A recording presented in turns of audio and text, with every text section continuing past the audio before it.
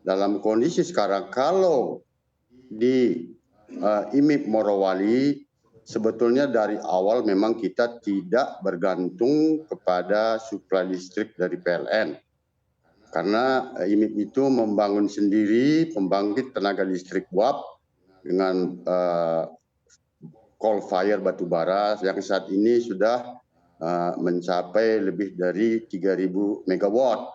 Jadi pada prinsipnya untuk industri di Morowali kondisi suplai itu tidak bermasalah karena memang kita tetap membeli dengan harga patokan ICI. Saya kira itu kalau kondisi di Morowali. Terima kasih. Secara keseluruhan ya Pak Alexander, berarti tidak sulit untuk mendapatkan support ke PLTU-nya yang ada di Morowali pun juga tidak sulit untuk kondisi dari batu baranya? Sampai hari ini kita tidak ada masalah untuk mendapatkan pasokan batubara dengan GAR yang kita inginkan. Pada prinsipnya tidak ada masalah Pak. Operasi kita tetap berjalan seperti biasa dan kita harapkan juga ke depan ini seperti yang lalu juga tidak menjadi masalah dalam operasi kita di Morowali.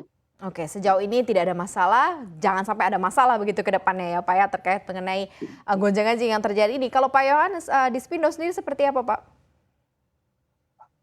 Ya, terima kasih. Sampai saat ini sih di seluruh unit kami pasokan listrik masih cukup normal ya.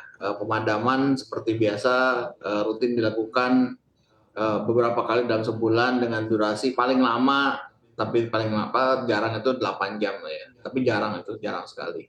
Jadi secara umum sih bisa bilang tidak ada masalah, belum ada gangguan yang signifikan dari PLN.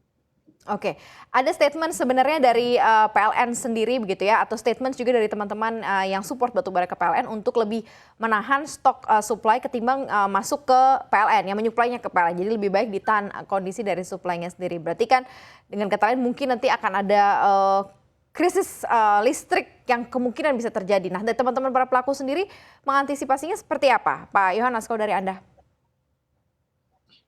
Ya, sebetulnya kondisi ini kan klasik ya. Kemarin terjadi di di minyak goreng, sekarang terjadi di batu bara ya. Tentunya secara hukum ekonomi pada saat harga di luar itu begitu tinggi, ya yang hanya bisa melakukan pengaturan adalah melalui regulasi gitu. Jadi tadi kan sudah dibilang bahwa sebenarnya regulasinya kan masih tetap.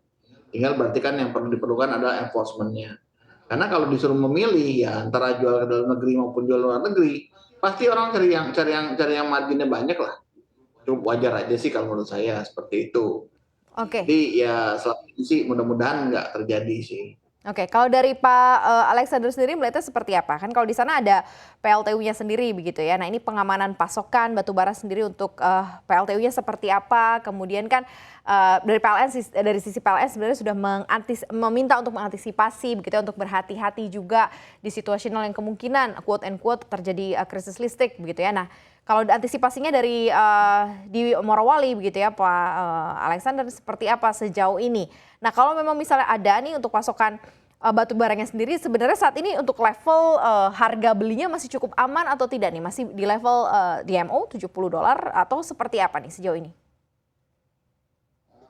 Baik, jadi begini, kami kan ini swasta dan kami bangun power plant sendiri.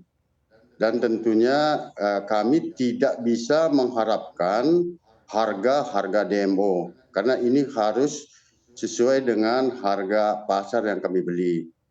Itu kalau di kondisi di Morowali dan selama ini berlaku seperti itu sehingga pasokan untuk dengan harga yang standar ICI itu tidak bermasalah.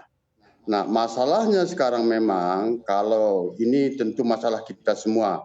Meskipun di Morowali tidak masalah, tetapi kalau di luar Morowali masalah, tentu kami juga akan masalah karena rantai pasokan untuk input bagi industri kami di Morowali juga dari industri lain di luar. Nah, untuk PLN menurut kita sebagai, ini saya bicara ini sebagai bangsa, sebagai rakyat.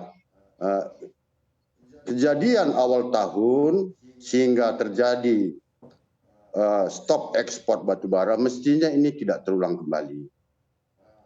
Apa di mana masalahnya? Masalahnya memang seperti disampaikan Pak Johannes tadi, ini diskrepansi harga luar dan harga dalam DMO ini memang terlalu tinggi. Namun kita harus kembali ke dasar filosofi kita bernegara, bahwa Undang-Undang Dasar pasal 33 itu mengatakan bahwa semua isi sumber daya dalam negeri Indonesia ini adalah milik Indonesia dan digunakan untuk kesejahteraan negara ini. Artinya, Ya, Pak Alexander. baik batubara dan lain harus membuat hitungan, dan kementerian pemerintah dalam penerbitan IUP-nya itu harus sudah menetapkan dari awal bahwa pemenuhan dalam negeri ini adalah prioritas utama sebelum diekspor.